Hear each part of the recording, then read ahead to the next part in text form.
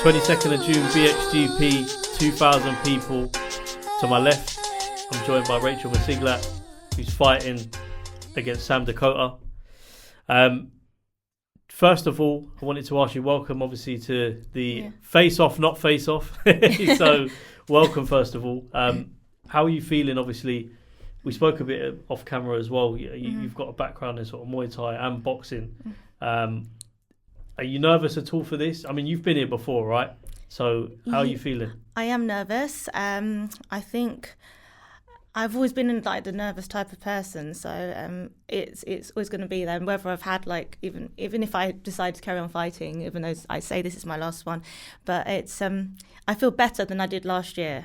I feel like last year gave me the confidence that I needed to feel a bit more relaxed now. But other than that, nerves will always be there.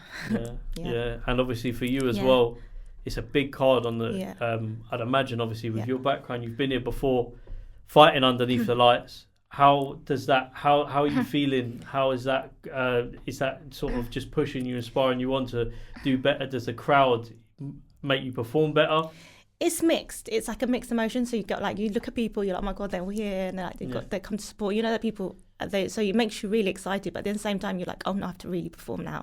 And you have everyone around you. You look around, you're like, okay, stay calm, stay collected. But then again, you want to you want to see everyone. It makes you happy. So it's a mix of emotions walking down all the time. But it's the adrenaline also running through your system. But it's all worth it in the end. So you kind of think, oh, I needed to go through that in order to like perform to my best.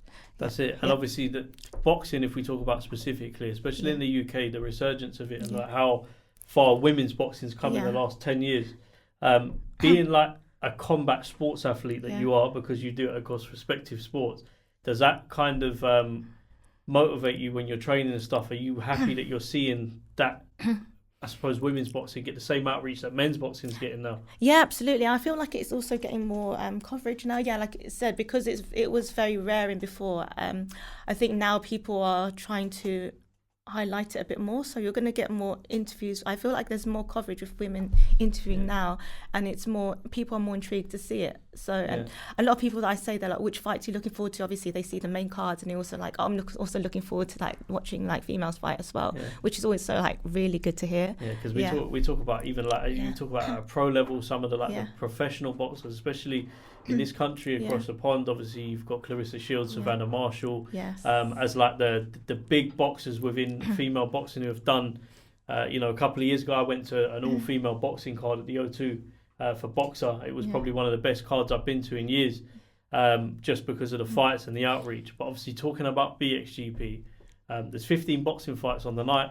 Obviously the coverage that you're getting as well, what are your thoughts on the event and just how professional it all is? The last event I went to, it was as I said, TV coverage, everything that a fighter sort of needs to get them going for the fight.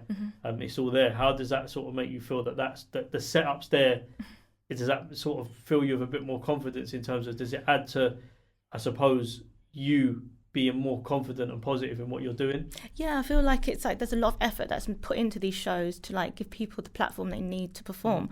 And I think you can see it when I go in there, because I've been going to these events for many years, watching my my trainers, my opponent, and people that I train with go and fight on there, and it's always improved. It's like we're getting coverage in more channels, we're getting a lot more things set out. So the way they do the media, or like the way they do their presentations, it looks more professional. It's beginning to look just, it's standing out a lot more, and it's like, it really pushes me to say, oh, this is great, like I want to be part of this. And I think it's also pushing a lot of new fighters to say, oh, they come in, they're like looking around, they're seeing where it's been covered, and they want to join. So it kind of gives that at BXGP and MTGP the platform to like attract more new fighters and fresh fighters to actually come on their show. Yeah, no, I agree. In terms of your training, we talk a bit about that for a minute in terms of your boxing.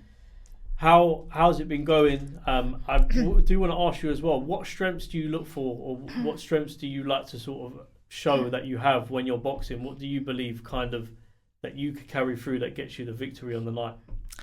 I think it's learning to trying to stay composed and just trying to take the lead most of the time.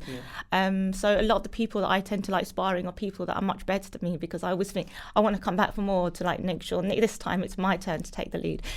Because I feel like this training camp has been much better than the first one for me personally, because there's more rounds. Obviously we got covered, there's certain things that were covered more in the other camp, but I feel like this camp, like there's more people that have challenged me in different ways, which I'm so grateful for. That's it. And obviously, have you had much of a chance to look at your opponent? No, that's one thing I don't do. People are like, have you seen your opponent? I was like, you know what, my biggest mistake with my last fight with the MTGP was that I looked at her page and I was like, oh my gosh. And then I think with the I was like constantly looking at her page. People post their highlights, you're just like, oh, she looks so strong, she looks good. And in my mind, I already set it in my mind that she was probably better than me because she's had more fights. She fought at a higher level in Muay Thai. So for me, I had it in my head that she was better. And people were like that were more experienced in like getting opponents for me, such as the organizer of the MTGP. I was like messaging, like, can you put me with this person? I was like constantly, and I was like sending messages like, she's too strong. She's like, look how she looks really great. And then to the point where I was like, I can't do it. And they were like, calm down, Rachel, you've got this. And I had people like all these trainers in my inbox saying, stop it, like you're going to be fine. But I said, I'm not going to look at it. Next time this happens, I'm not looking at their page. I'm going to focus on me, and that's it.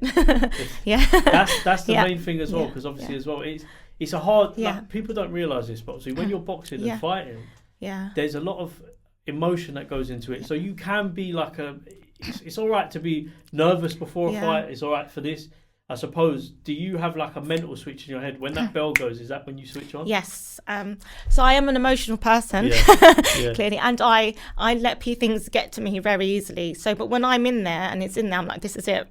I'm in the ring. People are here. This is the moment that the camp has led to. These 3 rounds of 3 minutes. This is it. It's led to this. I'm here. The lights are on. The light spot's like, I'm just going to go for it now. So whatever it looks. There's sometimes I feel like when you're in there, you're taking shots and you feel like you're receiving some great shots, and then you forget that you're actually still giving some good ones. So when you come out, you're like, wow, she got that on me. I felt that. And then you come out, people, and when you have to get this like kind of like the verbal clarification, if someone goes, oh, that was great. You're like, really? I felt like that person got more on me. So but sometimes you don't, because you're receiving it, you're feeling it more. So you feel like that was a really bad round, but actually it was not too. When you look back at it, you're like, actually that was not too bad, because you were still giving it, but because you were on the receiving end, you think, okay, actually no, that they were better. But other than that, when you look at the whole round overall, you can feel like that's that. It was better than I actually thought. So. And in terms of obviously you as well, you've got like a vast. We were just talking off camera. You've got such a big experience fighting. Do you believe, obviously, as well, that you just take things from over the years of what you're doing and just carry it into each fight? And is that just sort of how little improvement? Yes, I've never been the one that was like the quickest learner, but I was trying to be just prodding along consistently. I never thought that I would actually fight last year. It was more of like I just came into training, like another day of training, let me just spar with all these people that fight anyway. And it was just like constantly, and to the point where people are like, just do it, like kind of thing. You're sparring people that actually fight and you're not doing too bad against them. So it shows a lot. And like whether or not it's they're giving it their all, sometimes we can go hard sparring with people that have more experience than me, and you always think that they're better, but then like when you actually spar them, because you're constantly on the day to spar, it just improves even though you're not actually doing the fight. So and I've realized over time it's just a matter of how much like the efforts you put in on a daily basis that really count. You envision obviously on the night as well what you're going to do well, but I suppose it's just having a good performance, being there, positive as well. Training is so positive. The hard work that you guys put in is what people don't see behind the camera, and obviously so they see it on the night. And I feel like a lot of fighters get judged just off what they do on the night, and that's the pressure that you guys carry, but like there's so much hard work, months of hard work that you put into it. It's the journey, they say. Sometimes people are always looking for the end result, like, oh, I want to be like that, but then they forget there's a journey to we've been through, and it's not like they want what the end result, but they don't really see the things that go through in the background, whether it's like emotional or physical. There's a lot, you said, and a lot of time sacrifices that go through it. That's it. I think you're going to do I think you're ready, man. I just feel it, man. Have you got a message for your opponent, just in terms of like for you, just how you're coming into it? We're ready. Yeah. There's nothing more really to say, but yeah. You obviously as well. I want to say good luck to you as well on the 22nd of June. BXGP, 2,000 people are going to be there. Come and catch Rachel and Sam in action as they fight on the night. Big crowd, but also a massive fight. Another female fight on a big stack card of boxing. Make sure you don't miss it as well. Looking forward to seeing you soon. Thank you very much. Thank you very much for your time. Thank you.